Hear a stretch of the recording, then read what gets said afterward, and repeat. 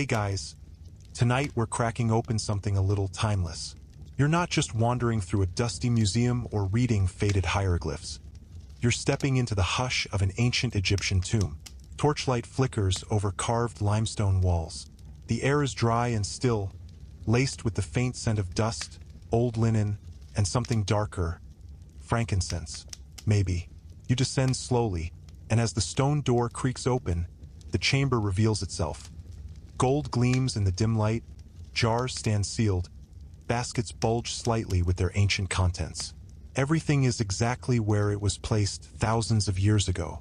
And let's be honest, you probably wouldn't survive long in ancient Egypt. Between the blazing heat, strict rituals, and giant jackal-headed gods judging your heart, it's not exactly Airbnb friendly. But don't worry, you're not on your own. I'll walk you through it step by step. So, before you get comfortable, take a moment to like the video and subscribe, but only if you genuinely enjoy what I do here. And hey, drop a comment. Where are you listening from, and what time is it right now?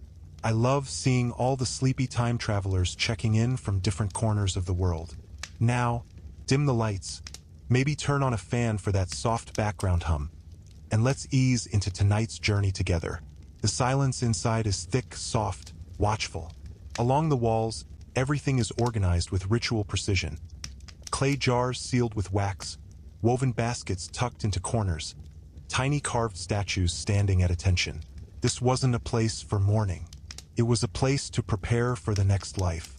Historians still debate whether tombs were stocked all at once or gradually in ceremonial stages. But they agree on this: every item had meaning. Nothing was left to chance. You kneel beside a low stone table, resting on top. A loaf of bread, hard as rock, a shriveled fig, and a painted cup, once full of beer or milk. It's a packed meal, meant for someone who might get hungry on the long journey beyond death. Next to it, a linen bundle tied with palm cord. You untie it gently. Inside, sandals, woven reeds, shaped by time, still faintly curled with the memory of feet. Why sandals? Because in the afterlife, just like in Egypt, the ground could be blisteringly hot. You were going to walk, so you needed shoes. As your eyes adjust, you spot something big in the center: the sarcophagus. It rests like a guardian in the shadows, carved with protective spells and quiet warnings. But we'll get to that later. For now, you turn to the outer edges. Offerings and objects are grouped by type. Food near the door, tools along one wall, charms and scrolls nestled close to the body. The whole room is like a map of needs. Everything the soul might require, packed lovingly and precisely. You pass a wooden box, its lid inlaid with blue faience tiles. Inside, folded cloth, glints of gold, faint traces of perfume. Whoever was buried here wasn't just meant to survive death. They were meant to arrive in style. Outside, the desert sighs quietly against the entrance. Inside, the air doesn't move. Time is perfectly still, as if holding its breath. You take one more step, surrounded by echoes of ancient belief, and prepare to unpack what the dead believed they would need forever. You kneel beside a wide stone basin filled with the residue of ancient natron, crystals that once dried and purified the body like a spiritual sponge. Before the grand objects, before the golden masks, came the real work, making sure the body wouldn't rot. Mummification, you quickly realize, wasn't just preservation, it was transformation. The Egyptians didn't want to keep the body as is. They wanted to shape it into a vessel strong enough to survive eternity. And to do that, they began with salt, knives, and ritual. You watch as priests in jackal masks, symbolizing Anubis, god of embalming, remove the internal organs with practiced care. Not a speck of haste. The lungs, the liver, the intestines, and the stomach, each cleaned, dried, and stored in a canopic jar. The heart? That depends. Historians still debate whether it was always left in place, since it was considered the seat of the soul, or removed and magically reinstalled later. You can almost hear them arguing over papyrus scraps, thousands of years too late. Quirky fact: the brain, despite being, well, your brain, was considered pretty useless. Embalmers scooped it out through the nose with long bronze hooks, then tossed it. You shift a little in discomfort, imagining the squelch, the quiet flick of linen wiping tools clean. Once emptied, the body was packed with linen and natron, then left to dry for 40 days. That's longer than some modern vacations. You imagine the dry desert air mingling with the salt, slowly drawing out every last drop of moisture. When the wait was over, the wrapping began. But not just any wrapping. You look closely at one mummy's bandages. They're layered with intention. Ankles first, then legs, then arms crossed on the chest. Between the layers, amulets were inserted to protect vital parts. A small scarab might sit over the heart. A golden eye of Horus might rest on the throat. Each symbol was placed like a password, like magical armor. The face receives special attention. Linen pads the cheeks, smooths the brow. Sometimes a painted mask is laid on top, gold for pharaohs, painted plaster for the wealthy. The idea was clear. You had to be recognizable in the afterlife, but not exactly human. You had to look like something more, something divine. You step back and take it in. The bandaged form lies still, hands crossed, face serene.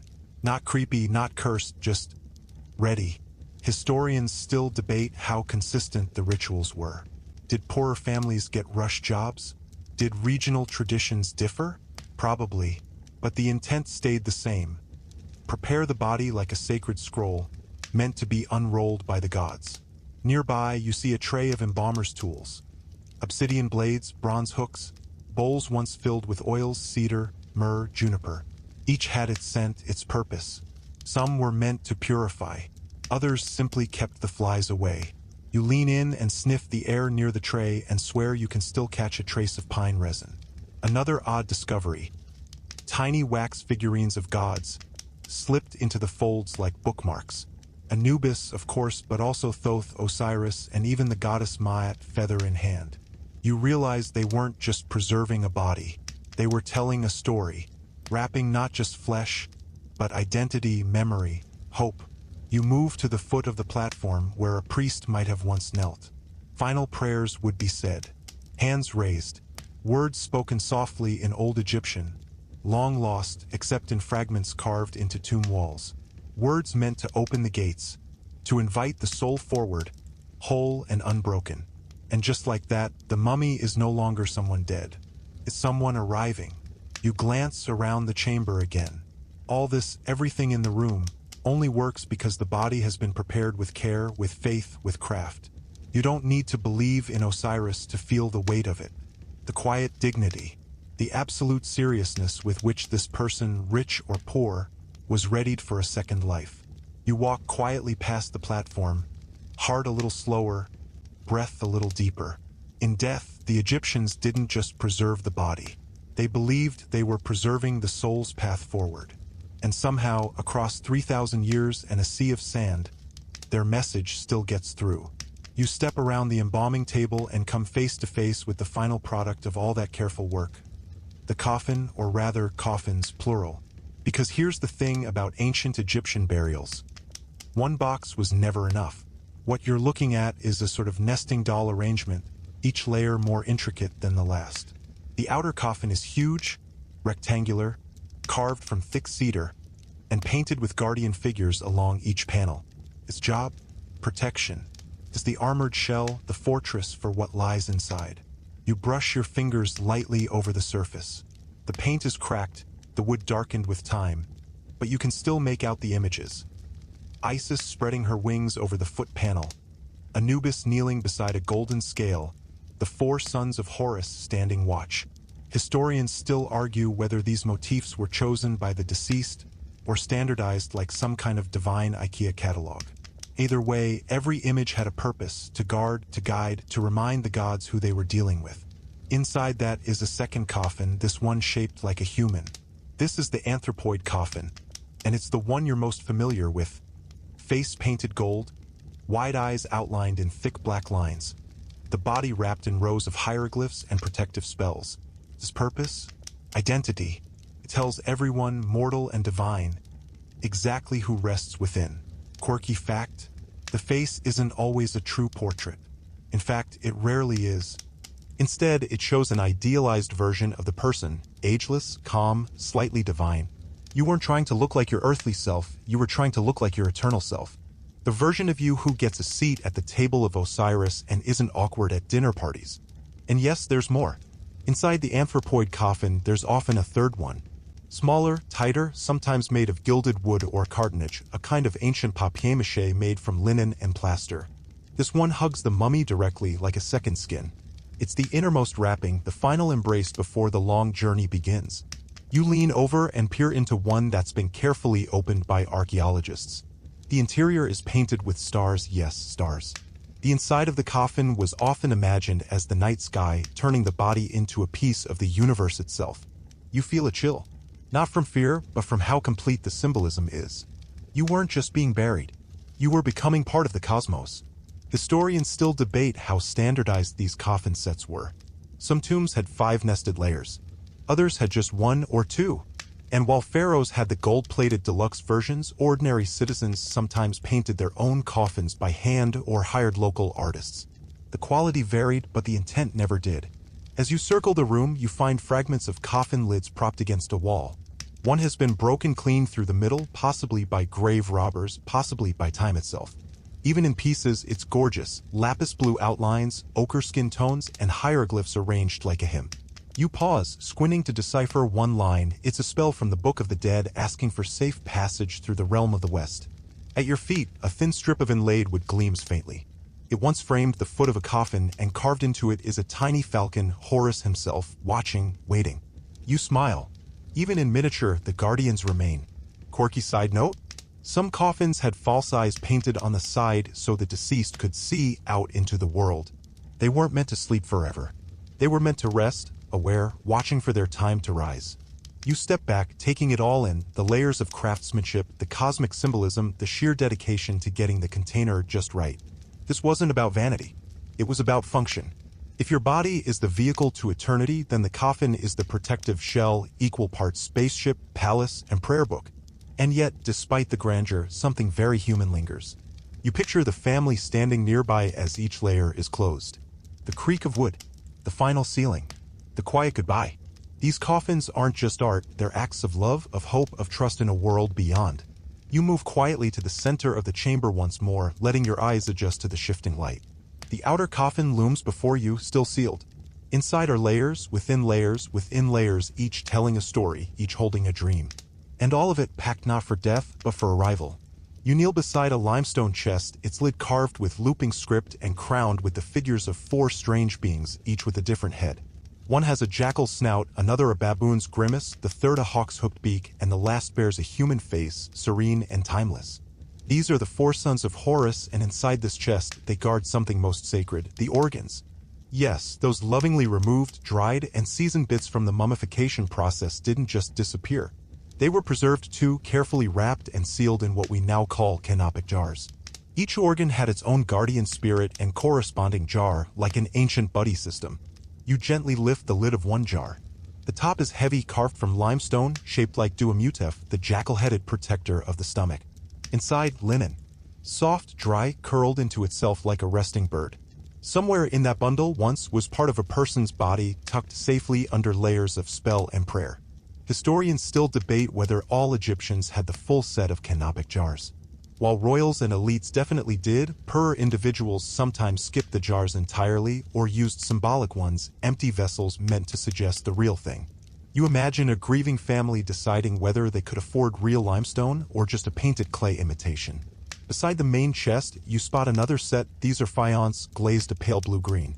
One jar has a small chip on its rim, like it was knocked during the burial process and quietly set back in place. Imperfect, but still reverent. You can feel the care with which someone packed these. A quirky fact, some high-status tombs included dummy jars, sealed but empty, just to maintain the ritual formality. To the gods, the gesture mattered more than the guts. Each son of Horus had their duty. Asterisk Imsidi, human-headed, protected the liver. Asterisk Happy, baboon-headed, guarded the lungs. Asterisk Duamutef, jackal-headed, oversaw the stomach. Asterisk Kabisanuf, falcon-headed, watched over the intestines. You imagine these jars not just as storage containers, but as magical vaults, each holding a piece of the body's eternal puzzle. And the chest? That was no ordinary box, it was a shrine, a miniature temple tucked into the tomb's corner. Carved along its edges are protective spells, short and direct. May nothing foul approach. May fire not touch. May the breath of eternity be constant. You murmur them aloud, slowly, as if trying them on your own tongue. The hieroglyphs feel weighty, rhythmic, like ancient passwords. You move toward a separate niche where a different kind of container catches your eye. A long, slender box carved from sycamore and painted with faint lotus blossoms. Inside, bundles wrapped in cloth, their labels written in quick, neat brush strokes.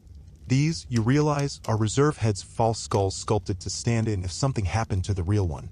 Historians still debate whether they were literal backups or symbolic decoys to trick would-be soul snatchers. Either way, you find yourself impressed. These people planned for Eve. Nearby sits a long wooden tray, its contents carefully arranged. Tiny glass vials of scented oil, bits of linen scrap, carved wax amulets. Embalmers' leftovers, perhaps, or maybe last-minute additions placed by the family. You pick up a scrap of cloth. It smells faintly of cedar and something smoky, like ancient incense still clinging to its fibers. You pause at a painting above the jars. It shows a figure, eyes lined in thick kohl, arms outstretched, standing before a table with the very same 4 jars. Above, a falcon spreads its wings. The text reads, "My body is whole. My name endures. My soul is unbroken." Even in death, even disassembled, the person buried here believed they would rise whole. That the jars weren't tomb decor, but key components in the soul's reassembly. You take one last look inside the chest. The linen-wrapped contents lie quiet and still, but the magic, you realize, was never just in the object. It was in the intention. In the belief that if you protected the organs, the soul could breathe again. And somewhere in the great halls of the next world, you imagine those 4 sons still standing guard, jars cradled in their arms, whispering softly to the gods, "This one is ready. This one is whole." You move slowly across the tomb chamber, your eyes drawn now not to the grand, gilded sarcophagus or even the solemn jars tucked into the walls, but to a quiet glint in the sand. A thin gold chain. You crouch and gently pull it free. Dangling from its end is a delicate scarab, its surface etched with tiny hieroglyphs barely visible to the naked eye. This isn't just jewelry. This is a charm, a spell, a shield. Welcome to the jewelry of the afterlife, a category that walks the line between fashion and theology. You glance around and spot more glints of green faience beads, a small copper ring resting near the left foot of the body, a pendant shaped like the eye of Horus lying nestled in a folded linen pouch. These items weren't buried just for decoration. They were tools, charms, magical armor. Quirky fact? Ancient Egyptians believed that amulets didn't just represent power, they contained it. If you buried someone with an amulet of the Ankh, the looped cross symbol for life, you weren't just giving them hope. You were placing literal life force at their side like a divine battery pack. You pick up a broad collar necklace, the kind you've seen in museum displays, but never this close. It's made of tiny, careful beads in teal, ochre, and deep blue. Inlaid between the rows are tiny lapis flowers, their edges softened by time. You run your thumb along them and picture the person who wore it centuries ago looking into a mirror, knowing this necklace would be the last thing they ever put on. Historians still argue which amulets were most essential. Some lists, like those found in the Book of the Dead, suggest as many as 75 different protective charms might be buried with a person, each performing a specific function. Some were for strength, some for balance, some to keep your mouth from sealing shut in the afterlife. Yes, really, you move toward the body and notice amulets placed in key locations. Asterisk a jed pillar amulet near the spine, symbolizing stability. Asterisk a tayet knot, often associated with the goddess Isis, resting near the hips. Asterisk a heart scarab, inscribed with the negative confession, laid gently over the chest. You lean closer to the heart scarab. Its text reads something like, "Do not stand against me in judgment. Do not weigh me falsely." This wasn't bling. It was a legal defense. A pre-written testimony, pinned directly over your heart in case the gods tried to catch you slipping. There's another layer to the jewelry here too. Status. That ring of gold around the fourth finger, it wasn't just a gift from a spouse. It signaled wealth, connection, or access to skilled artisans. Even in the afterlife, some Egyptians hoped their adornments would impress divine officials. A small, open box nearby holds even more treasures. A blue faience frog, a falcon carved from ivory, a tiny seated batet cat. Some are wrapped in linen, others packed in straw. All of them designed to whisper on behalf of the deceased. to speak to gods in the symbolic language of beauty and belief. Quirky side note, some tombs included cosmetic kits, coal pots, applicator sticks, perfume jars, because looking presentable to the divine was no joke. It wasn't vanity, it was spiritual hygiene. You find one such set tucked in a corner. A tiny bronze mirror, its surface dulled with age, and a reed brush still stained black. The coal used was made from lead-based minerals, dangerous, yes, but believed to protect the eyes from disease and from evil spirits. Nearby lies a slender stick of perfume wax, shaped like a cone. Historians still debate exactly how these were used. Placed atop wigs and allowed to melt slowly during rituals? Or just symbolic, never lit at all? Either way, they were fragrant prayers made visible. You realize something else. Almost every piece of jewelry here is inscribed. Even the smallest ring bears a symbol, a cartouche, a protective glyph. In a world where writing was sacred, no inch of ornament went wasted. You lean back, letting your eyes drift across the collection. A constellation of symbols glowing faintly under your torchlight. Each one a whisper, stay safe, stay strong, stay remembered. And though the tomb is silent, it feels full, alive, almost with meaning. With people's hopes, woven into beads and metal, laid gently over the person they loved. These weren't just things, they were promises. You walk further into the tomb, and something catches your eye near the rear wall. Rows of small figurines, neatly arranged like soldiers waiting for orders. Their faces are serene, their arms crossed over tiny chests, and some carry miniature tools. Hoes, baskets, even shovels. These are Shabtis, and they weren't just decoration. They were workers, eternal workers. In the Egyptian afterlife, there was no floating on clouds or strumming harps. The fields of Aru, the paradise of reeds, still required effort. Crops needed tending, canals needed dredging. The gods, it seemed, expected you to pull your weight. Unless, of course, you brought backup. You pick up one figurine, carved from glazed faience in a dusty turquoise hue. The hieroglyphs down its legs are surprisingly sharp. They include a command from the Book of the Dead, essentially saying, if I'm called to work, you do it for me instead. It's both charming and slightly cheeky. Eternal life with delegation. Historians still debate whether Shabtis were considered literal magical laborers or symbolic stand-ins. But many tombs, especially of elites, contain dozens, even hundreds of them. Some even had a full set, 365 workers, one for each day of the year, plus overseers with tiny whips to make sure the job got done. You look again and spot one figure larger than the others, holding a staff. Yep, that's the boss. Quirky fact, the word Shabti evolved over time. Early versions were called Ashabtis, later Shawabtis. Some were carved from stone, others molded from mud and painted. By the late period, it was common for these figures to include highly detailed spells, making them miniature legal contracts with the afterlife. You imagine an accountant in Thebes specializing in Shabti contracts, guaranteed labor coverage or your soul back. Next to the Shabtis lies something unexpected. A bundle wrapped in coarse linen, shaped like a blade. You carefully unwrap it. A dagger, bronze, with a bone handle, its edge still sharp enough to nick a careless thumb. Alongside it, a flint knife, a wooden club, and what might be a slingshot. These were tools and weapons for the afterlife. And they weren't metaphorical. The Egyptians believed you'd need to defend yourself against threats, or help defend the gods. After all, chaos never sleeps. You glance at the murals on the wall behind you. One shows the deceased standing behind Horus as he fights a giant snake, likely Apophis, the god of disorder. Another panel shows the same man planting barley beside a canal. Life after death? It wasn't just about peace. It was a continuation of responsibility. A bit further on, you spot more tools, plows, chisels, and tiny baskets made of twine. Some are scaled-down, symbolic versions. Others seem fully usable, like someone might genuinely try them out. One little hoe even has a copper blade riveted to a wooden handle. Real care was taken to make it functional. Quirky detail. Some tombs included furniture models, miniature beds, chairs, even tiny beer vats. These dollhouse pieces weren't for play. They were magical prototypes, ready to grow into the real thing in the afterlife. You lean against a stone ledge, trying to take it all in. The idea wasn't to escape the world, but to rebuild it. To walk into the next realm not empty-handed, but equipped, with help, with tools, with the know-how to sow, harvest, defend, and build.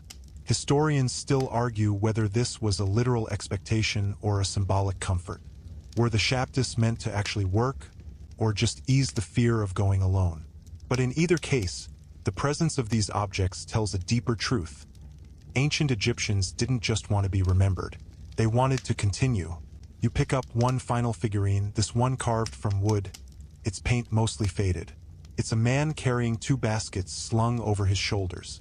His face is calm. You wonder whose name he carried, whose soul he promised to serve. You set him back in place carefully, respectfully. He's got work to do, and so do you, explorer. We're only just starting to unpack this afterlife. As you move toward the next alcove, the air thickens with a different kind of memory, one of taste, scent, and shared meals long forgotten. There, under a low stone shelf, are baskets of dried goods. Some still hold their shape. Others have crumbled to dust, but their purpose lingers like a ghost of a feast. Welcome to the pantry of the afterlife. You crouch beside a long clay tray filled with what looks like dried bread. The loaves are round, flat, hard as bricks now, but you can still make out the scored tops, even the impression of fingers that once shaped the dough. Next to them, figs, pitted dates, cracked walnuts. Their color has faded, but the shapes remain. These were food offerings, not symbolic, not decorative. Real food, placed with the belief that the soul would continue to eat, drink, and savor the joys of the table in eternity. And honestly, after being mummified, judged, and put to work in the field of reeds, you've earned a snack. You move to a line of ceramic beer jugs, their necks sealed with ancient pitch.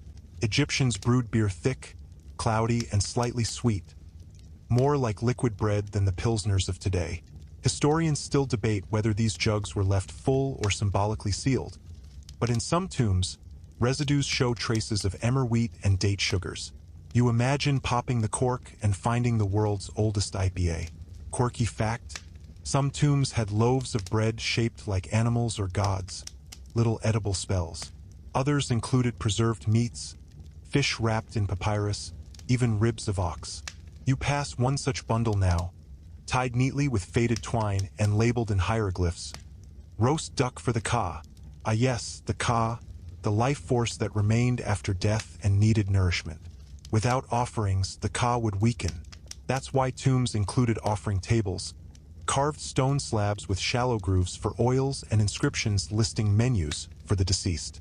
One offering slab nearby reads, asterisk, 1,000 of bread, asterisk, 1,000 of beer, asterisk, 1,000 of oxen, asterisk, 1,000 of fowl. Was it literal? No. But magical? Absolutely. Say the words right and the gods deliver. You find a wooden chest near the far wall, sealed and cracked with age. You lift the lid and inside are jars of honey, now crystallized. The Egyptians prized honey, not just as food, but as medicine, offering, and preservative. One text even calls it the tears of Ra. Next to the chest are small clay pots with what looks like dried herbs, possibly coriander, fenugreek, or mint. These weren't just flavorings. Some had religious significance. Others were used in burial rituals. You pinch a bit of the brittle leaves and catch the faintest whiff. Spicy, medicinal, familiar. And here's the charming part. Many of these offerings were handmade by the family. There are finger marks in the dough, casual brushstrokes on the painted bowls, even a few misspelled hieroglyphs carved into bread molds. These weren't always the work of professionals. They were gifts, some careful, others hurried, all meaningful. Quirky note: some tombs included lists of favorite foods, inscribed on papyrus scrolls or wall panels, essentially eternal grocery orders. One noblewoman, for instance, requested grapes, beer, and freshly caught fish from the Nile, not the canals. She had standards, even in death. You pass a mural showing the deceased seated at a banquet table, arms raised in joy, guests surrounding him. In his hands, a cup possibly of wine. Historians still argue whether fermented grape wine was widely used or reserved for elites. But in the afterlife, you could have whatever you wanted. You move on and find a set of miniature clay loaves, perfectly sculpted but clearly not edible. Symbolic backups, perhaps, for when the real thing spoiled. Even the fail-safes had fail-safes. There's something deeply human here. All the grandeur, all the gold, yes, it's impressive. But it's this corner of the tomb that feels most familiar. Someone packed their favorite snack. Someone brewed their favorite beer. Someone, somewhere, knew that comfort comes not just from magic, but from the warm, remembered taste of home. You step back, glancing over the baskets and jars, the loaves and dried fruit. A final meal, lovingly packed, waiting in silence. Not for the living, not for guests, but for the eternal guest of honor, resting nearby. And in that quiet stillness you feel it. The care, the hunger, the hope, that in the next world you wouldn't arrive empty-handed or with an empty stomach. You turn now toward a cedar chest painted in soft ochre and blue. Its lid has been slightly shifted, and from inside spills the corner of something ivory-white, linen, perfectly folded despite the weight of centuries. You lift it gently. Clothing, full set. Not the heavy robes of a priest or the gaudy headdress of a pharaoh, but the simple, refined garments of daily Egyptian life, still crisp in their arrangement. The fabric is fine, woven from flax into linen so light it almost floats between your fingers. This wasn't tossed in last minute. It was chosen, folded, and packed like a final suitcase. In the afterlife, you didn't wake up naked. You woke up prepared. You unfold a tunic. It's cut in the classic T-shape, sleeveless, with decorative stitching along the neckline. Next to it, you find a sash, dyed faintly with indigo, and beneath that, a pair of sandals like the ones you saw earlier. Only these aren't worn. These are pristine. Quirky fact: some tombs included dozens of outfits, especially for nobles, everyday tunics, festival garments, even special linens for the judgment scene before Osiris. Historians still debate whether these were symbolic or meant to be worn in some metaphysical sense. But clearly, arriving well-dressed was important. You find wigs, too, carefully preserved and wrapped in cloth. Ancient Egyptians often shaved their heads for hygiene but wore elaborate wigs on formal occasions. One here is tightly curled, made of human hair, dark and glossy. Another is plated with small beads and perfumed wax cones, meant to melt slowly and release fragrance during ritual events. That leads you to a small alabaster box. You lift the lid, and even now, the scent is faint but unmistakable. Myrrh, frankincense, and something sweet, possibly lotus oil. Ancient Egyptians valued perfumes not just for beauty but for purity. The gods, after all, were thought to appreciate good hygiene. You chuckle softly. Eternal life, it seems, had its dress code and a fragrance standard. Nearby, a painted wooden figure shows the deceased receiving clothing from a servant in the afterlife, like a divine valet. On the wall behind it is a list, an inventory etched in careful script. Asterisk 1 tunic of fine linen. Asterisk 2 sashes, dyed red. Asterisk a pair of reed sandals. Asterisk 1 wig, full style. Asterisk 1 jar of sweet oil. Historians sometimes call these tomb lists the ancient equivalent of packing checklists. And just like today, they varied by status. A pharaoh's list might include royal diadems and pantherskin cloaks. A farmer's list? 1 good tunic and clean sandals. But the intention was always the same. Arrive dressed, presentable, and prepared to meet gods. Quirky note? Some tombs included laundry lists, yes, even for the afterlife. A few even depict the deceased overseeing laundry being done by servants in the underworld. Clearly, the field of reeds didn't come with a dry cleaner.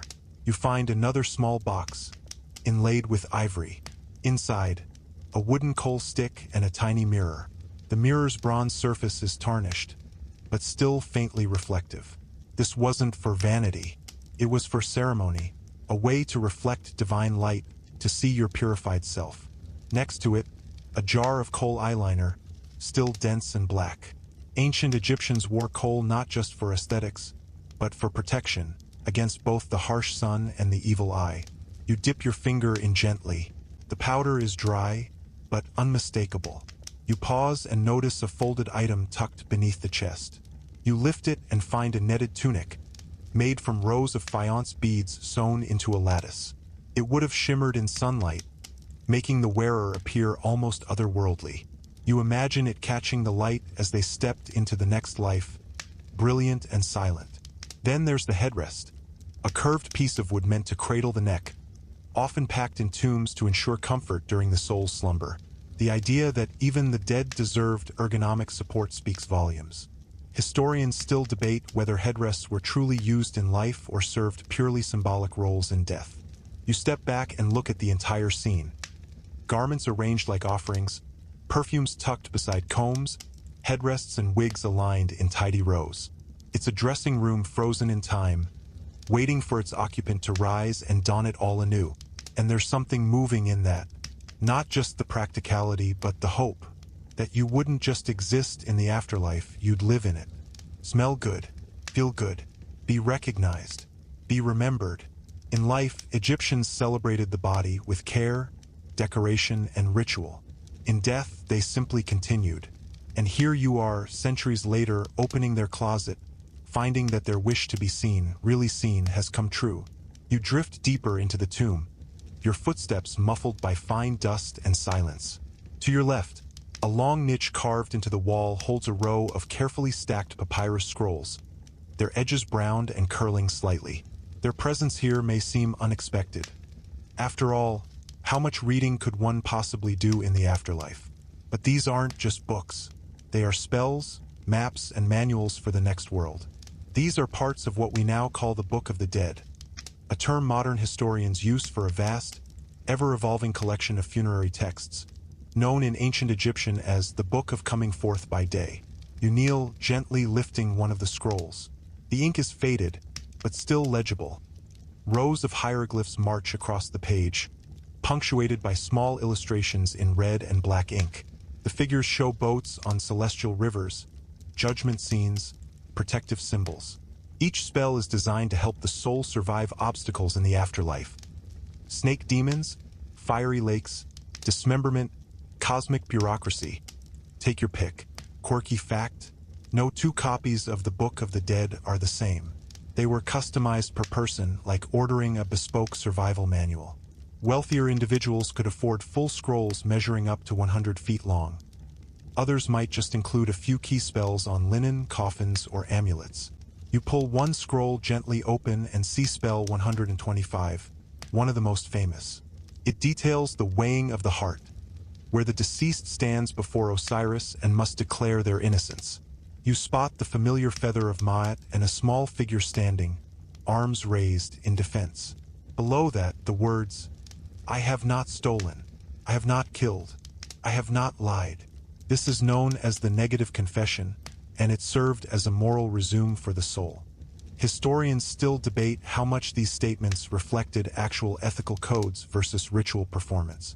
Either way, you can't help but think, what would your own confession say? Beside the scrolls lie wooden writing palettes, long and rectangular, with spaces for ink cakes and reed pens. Some still hold faint traces of black and red pigment.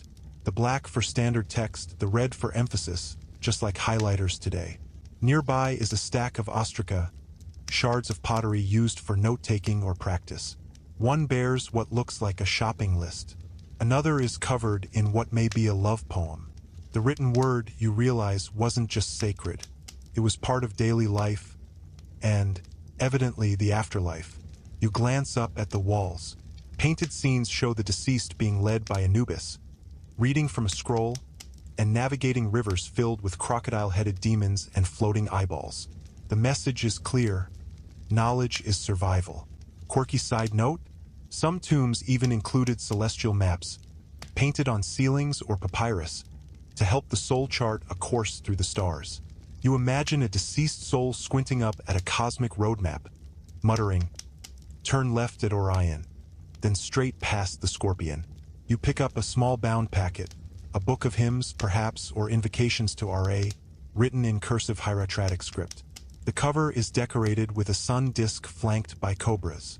The sun's journey, after all, mirrored the souls, born at dawn, dying at dusk, reborn again tomorrow. Somewhere above, painted on the wall, is the image of a great celestial boat sailing through darkness. The deceased lies within, eyes closed, while deities row them forward. This was the solar bark, and being granted passage on it meant rebirth. But only if you knew the right spells. Historians still debate the literacy rates in ancient Egypt. Some estimate as low as 1%, reserved for scribes and priests. Yet here you are, surrounded by text. The written word wasn't casual, it was eternal. A voice that could survive death itself. In a corner sits a box carved with lotus flowers. Inside are amulets in the shape of scrolls, sealed and unreadable, meant to symbolize sacred texts. Even if the deceased couldn't afford a full book of the dead, they could carry a metaphor of one. The gods, it was hoped, would understand. You close your eyes for a moment, imagining it. A soul stepping into the halls of judgment, scroll in hand, voice steady, reading the sacred lines that might win eternity. The gods leaning forward, the feather trembling on the scale, and all of it. Every line, every symbol, every fragment of ink, began right here, in a tomb, packed with care, written with hope, wrapped in linen and reverence. You place the scroll back in its cradle, knowing it will still be here, waiting long after you're gone. Words, after all, endure. You take one more lingering glance at the scrolls, then let your gaze wander upward, toward the murals above the lintels, the carvings etched high into the tomb's arched ceiling. For a moment, you forget you're underground. The space seems to lift, airier somehow, as if the ceiling itself is stretching toward something bigger. And it is. This entire tomb is more than a burial chamber. It's a map of the cosmos. The Egyptians didn't see the afterlife as an abstract place up there. They imagined it vividly, in layers and symbols and skies painted in deep lapis blue. You tilt your head and notice stars, tiny, golden, five-pointed marks scattered across a field of night. Some are arranged in bands, others in curving arcs. It's not random. It's a celestial calendar. Here, above the body, lies the sky goddess Nut. Her form arched from wall to wall, hands touching one horizon, feet planted on the other. Her belly is speckled with stars. She swallows the sun at night and gives birth to it at dawn. So yes, every sunrise was a delivery. You trace her outline and spot the solar bark, the great ship of Ra, as it sails through her body. On board are falcon-headed gods, baboon astronomers, crocodiles holding oars. The art is flat, yes, but the story is not. This was the night journey, the soul's path through danger and shadow. Historians still debate the precise purpose of these sealing maps. Were they meant to guide the soul's ascent? Were they simply reminders of cosmic order? Or maybe both? Regardless, their presence above the tomb suggests one comforting idea. Even in death, someone's watching the stars for you. Quirky fact: some tombs of pharaohs, like Seti I, had astronomical ceilings so accurate they charted actual constellations. Orion, known as Sa, Sirius, Sopdet, and more. The Egyptians weren't just guessing at the heavens. They were watching, measuring, and drawing the sky.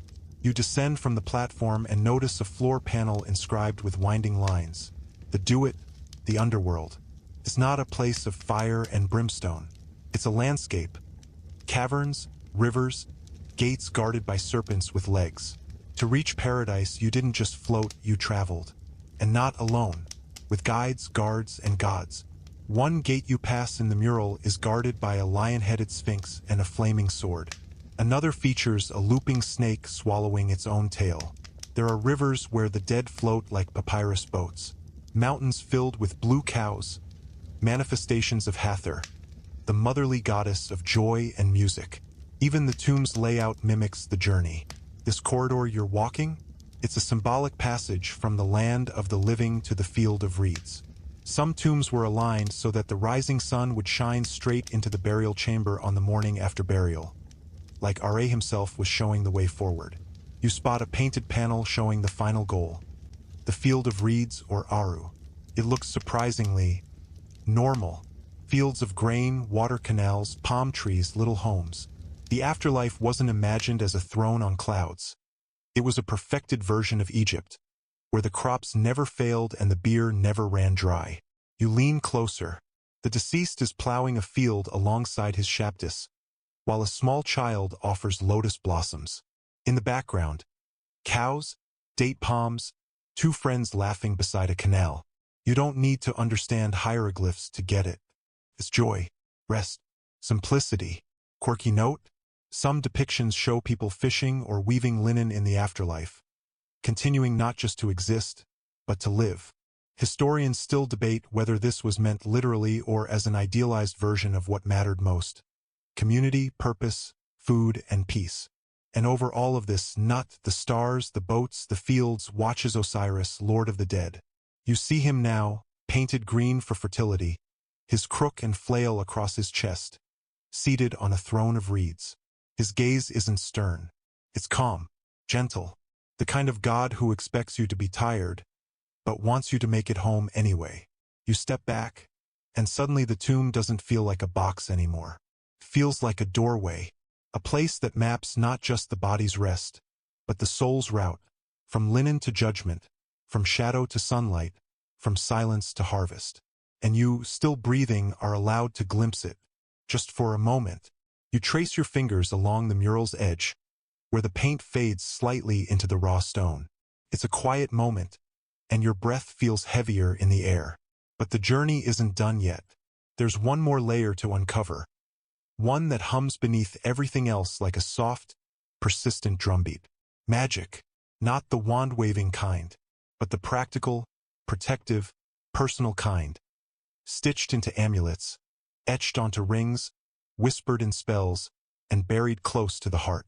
The Egyptians called it Heka, and it wasn't a supernatural bonus. It was part of the universe's operating system. Gods used it. Kings used it. Regular folks, they packed it. You kneel beside a chest decorated with a pattern of zigzag lines. Waves, maybe, or magical protection symbols. Inside are dozens of amulets, all small, all distinct. Some are tucked into tiny linen pouches. Others are strung on faded cords, ready to be worn. You lift the first, a scarab beetle carved in green jasper. It fits snugly in your palm, its underside inscribed with hieroglyphs. This one likely sat over the heart to help it speak truth in judgment. Some scarabs even had spell 30b from the Book of the Dead etched into them, a kind of spiritual pre-written statement for court. You pick up another, a small eye of Horus or Wedjat. Deep blue, made from faience, still glossy. Promised health, wholeness, and rebirth. Next to it, a tiny ankh, the looped cross symbolizing eternal life. You can picture it being pressed into a child's hand during a funeral ceremony, the way we'd offer a flower or token. Quirky fact: some mummies have been found with over 100 amulets sewn directly into their wrappings. Others had gold tongue amulets, intended to help them speak clearly in the afterlife. It's unclear how widespread these practices were. Historians still debate whether they were reserved for the wealthy or if poor families made their own versions from clay or bone. In the next box, you find tiny figurines, gods in miniature. Isis with her wings folded, Thoth with his ibis head bent in thought, Baudet arching like a cat mid-pounce. These weren't just decorations. They were companions, protectors, intercessors who might vouch for you or guard your journey. You pause at one particularly worn item, a jed pillar, symbol of stability, carved from faded ivory. It represents the spine of Osiris, both literally and symbolically. You imagine someone holding it tightly during burial rites, hoping the god would lend them strength. Nearby, a bundle wrapped in linen contains something odd, a model snake painted red and black. It might seem alarming, but in Egyptian magic, snakes weren't just threats, they were also guardians. Uraeus cobras adorned the brows of pharaohs, and the goddess Wadjet was depicted as one. You tuck it back gently. That's not to make eye contact too long. You find a small papyrus roll tied with faded reed string. You unroll it carefully. Inside are lines of hieratic script written in a tight, practiced hand. This isn't the Book of the Dead, it's something more specific. A personal spell, perhaps, or a love charm. Historians have uncovered such scrolls, spells to call back a lost spouse, to ward off scorpions, to ensure safe passage through fire. Magic was Intimate. You pause at a cluster of tiny knives and wands made of ivory and carved wood. The wands curve slightly like crescent moons and are covered in carved images, crocodiles, frogs, lions, naked goddesses dancing. These were apotropaic wands used to protect pregnant women and infants, but here, in the tomb, they became defense tools for the journey beyond. Quirky side note? One wand was found inscribed with, "May the goddess repel every crocodile that comes to you, every snake that bites." You wonder how many sleep-deprived Egyptian parents whispered the same wish in life and kept wishing it in death. You stand slowly, taking in the spread, amulets like armor, spells like passwords, figurines like trusted friends. It's not just treasure, it's a toolkit. Historians still argue over which items were essential, which were optional, and which were deeply personal. Some tombs overflowed with amulets. Others had just one. But across all levels of wealth, there's the same quiet hope that magic works. That the dark will listen to words and bend. And honestly, after mummification, judgment trials, monster-filled rivers, and gods with animal heads, a little backup never hurts. You step away from the magical trove, heart a bit lighter, as if the Heka lingers in the air, warm, watchful, and still doing its job. You move toward the back of the tomb now, where the light thins and the shadows deepen. There's something different about this area, quieter, more intimate. The walls here are unpainted. The air smells faintly of resin and old ash. And nestled into a low alcove, half hidden by draped linen, you see something remarkable. Furniture. Not miniature models, not carvings, actual, life-sized furniture, tucked into the tomb as if the deceased might sit up at any moment and say, "I'd rather face judgment in a comfortable chair, thank you very much." You brush off a thin layer of dust from a wooden headrest. It's curved at the top, shaped to cradle the neck, and rests on a flat base carved with lotus petals. The wood is sycamore or perhaps cedar, darkened by age but still smooth where it was handled often. Egyptians believed this position of sleeping, head slightly elevated, helped keep evil spirits from entering the body through the ears. Functional and mystical. Next to it is a folding stool, its legs inlaid with ivory and ending in carved duck feet. You picture it being carried into the tomb with ceremonial care, as if the deceased might need to freshen up or hold a reception on the other side. Even beds were sometimes included, low, gently curved, often with footboards shaped like lion heads. Imagine spending eternity stretched out on a hand-carved lion bed. Sounds oddly regal. Historians still debate whether these full-size pieces were ever used in life or commissioned specifically for burial. Some show signs of wear. Others look showroom new. Perhaps it depended on the family's wealth or on how confident they were about their loved one's needs in the afterlife. You open a cedar chest nearby, its interior lined with linen. Inside, games. Specifically, a game board with blue and white inlay laid out neatly beside tiny carved pieces. This is Senet, one of the oldest known board games. A bit like a mix between backgammon and snakes and ladders, Senet wasn't just a pastime, it symbolized the journey of the soul. Each move on the board was a metaphor, progress through chaos, protection from evil, and eventual rebirth. You imagine the deceased sitting on their lion bed, flicking game pieces across the board by candlelight, occasionally muttering, "Ugh, 3 spaces back again?" Quirky fact? Senet sets have been found in both royal and commoner tombs. Some were elaborate, inlaid with precious materials. Others were scratched into pottery shards. But all pointed to the same belief: the afterlife could include leisure and competition. You pass a box of cosmetic tools, combs, tweezers, small bronze razors. Even in death, grooming mattered. The gods, apparently, appreciated a tidy beard.